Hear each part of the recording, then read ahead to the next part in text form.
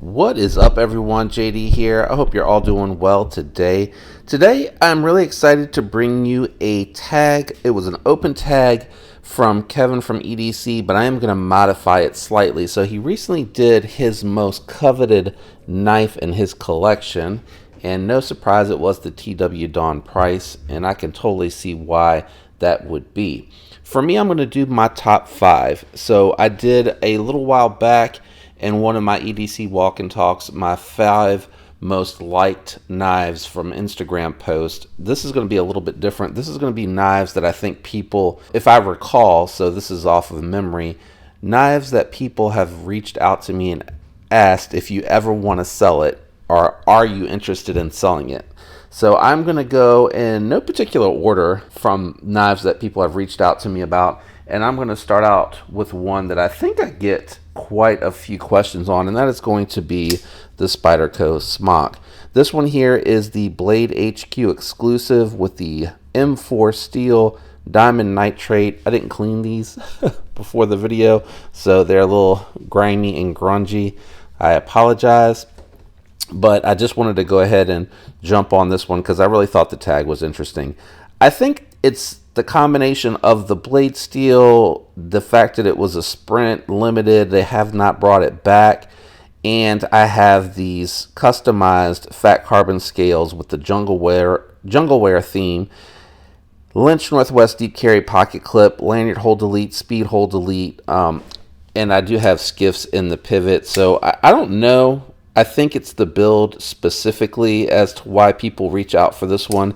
I know the Smock can be kind of tricky to get a hold of in the S30V variant, but I imagine that the sprint runs, they don't happen as much on the Smock, so I think that's why this one is one of the 5 most coveted knives in my collection. So that is number 5, and again, these are in no particular order. Number 4 is going to be the recently acquired, and I've had people already asking me if I'd be willing to sell this or if I am interested in selling this, to let them know, but this is the EMP EDC Nimble X reverse tux. I really like this one a lot.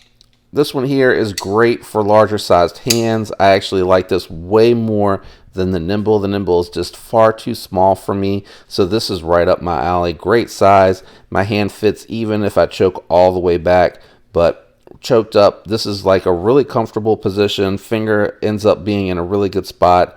I am just behind where the blade's edge stops early on the termination, so it feels really good, and I can get the hand way out for detailed work, and it still has a good position for the tip for the draw cuts and utility cuts. The action on this is stupendous. You have so many deployment methods on here as far as how to deploy the blade. You got front flipper, you got a flipper tab, you got a thumb hole, you got a fuller. So it is covering all your needs. The detent on mine was a little light when I got it, so I did tune that right up, and I have a video out there if you're interested in that, if you have a light detent. But it is pretty smooth. It is not guillotine with the detent adjusted correctly, but it is not easy to fail now, no matter which one of these deployment methods you're using. Where I had found where it was failing was when I was using the fuller. It just was coming out faster than it should have. It was overcoming the detent too quickly for me to successfully consistently deploy it with the fuller. So that is number 4. Number 3 on my list, I don't think is going to surprise anyone. It is going to be the ProTech Mordax. They have re-released this one in Magna Cut. I don't know if it is going to be an ongoing production or if it is a limited production, but it is a great looking design from Ferrum Forge, made by ProTech here in the USA, and it's a button lock that has really good ergos. It's got lots of room to move up here if you want to choke up, for me, to the first knuckle, but even if I wanted to get a full grip, I can fit all 4 fingers and still have plenty of room to spare. I like this up here for when I break down the boxes. I kind of just cock in a little angle there and then just grip and go down. The only thing that I'll say is it's a little sharp here on both edges, so when you're here up against the fuller, I'm sorry, the flipper tab.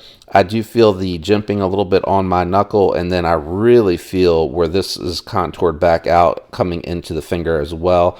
And if I try to choke up all the way, I'm on the blade's edge. So I wish it had just a little bit better design, I guess, around the flipper, so it wasn't quite so sharp. I feel like this part back here really doesn't need to be sharp at all. I think it could be probably worked down, sanded down, matted down or muted, I guess is what I'm really trying to say, so that it wasn't really so sharp.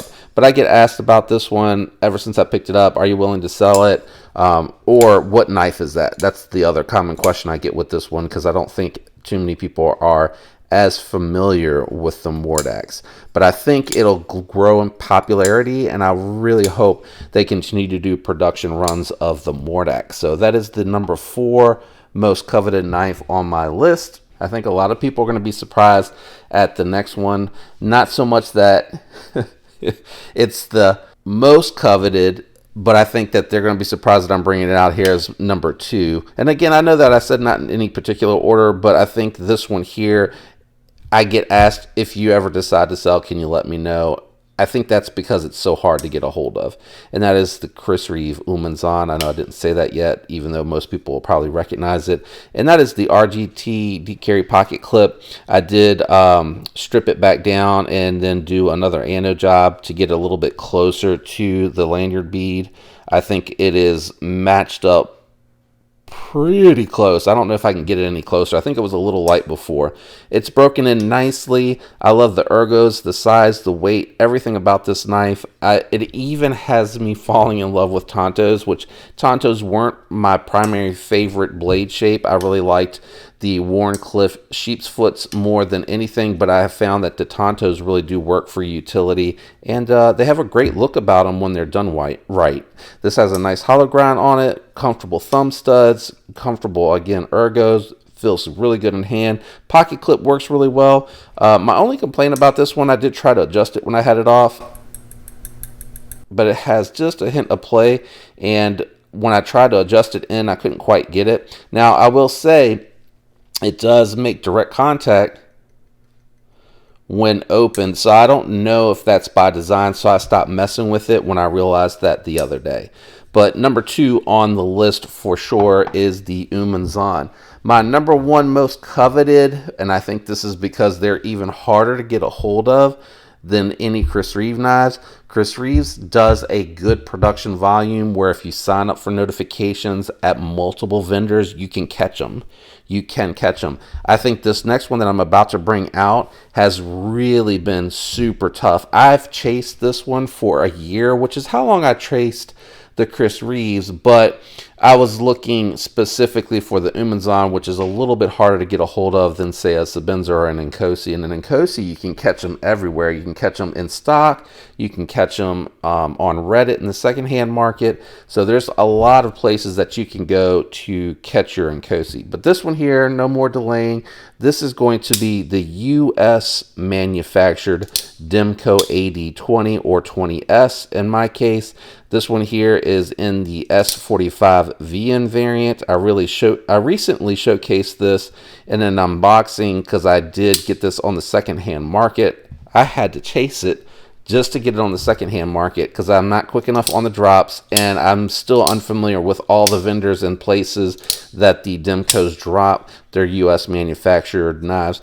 But this one here, S45 VN, stonewashed, black G10 handles. The guy that was selling it included just a plain Jane stonewashed Lynch Northwest deep carry pocket clip, and this weekend I did do the faded ano on it because I like it so much on the other knife. I wanted to do one of my own, and I think I did a pretty good job if I wanted to toot my own horn. I have skiffs on the way for this one here, and I do plan to customize this one for myself, but I think even just by itself, I think it's a great looking knife, and the G10, because it's so much thicker here, just really nice. I have not broken this down or done the review on it. I just wanted to carry it a little bit, even though I do have the AD 20.5s in my inventory already. It's a different knife, so I did want to, at the very least, experience it myself before I did a full-on review. But you can kind of get a sense the difference in the size of the knife, the 20/20S, because this is the 20S,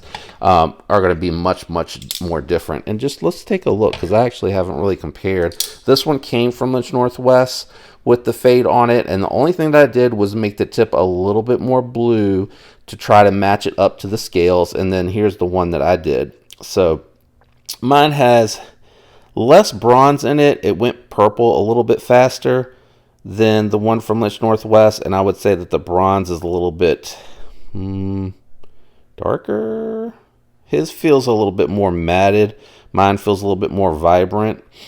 Could have been just how long that I dipped it, and then I did the fade down into the blue, which I think looks really good. But anyway, that is my most coveted knife, I think, in my opinion, because the difficulty to get it, and I've already been asked about it from the few people that I told, like, hey, if you decide to sell that one, I've told like 10 people.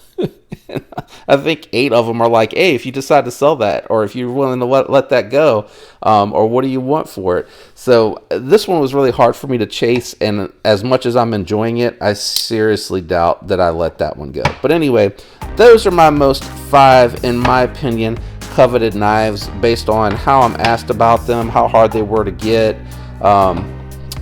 I think that's really about it. The criteria is kind of loose around this. So I'm going to leave this as an open tag. If you're watching this and you create content, feel free to use this tag to talk about what you think are the most coveted knives in your inventory. If you enjoyed today's video, if you could do me a favor, leave a like. Consider subscribing if you're not already subscribed. And if you are a regular viewer that comments and likes, I appreciate that very much. It does help me. Thank you for the continued support. I truly appreciate it. I hope all of you have a fantastic week. I love you guys. Until next time, peace.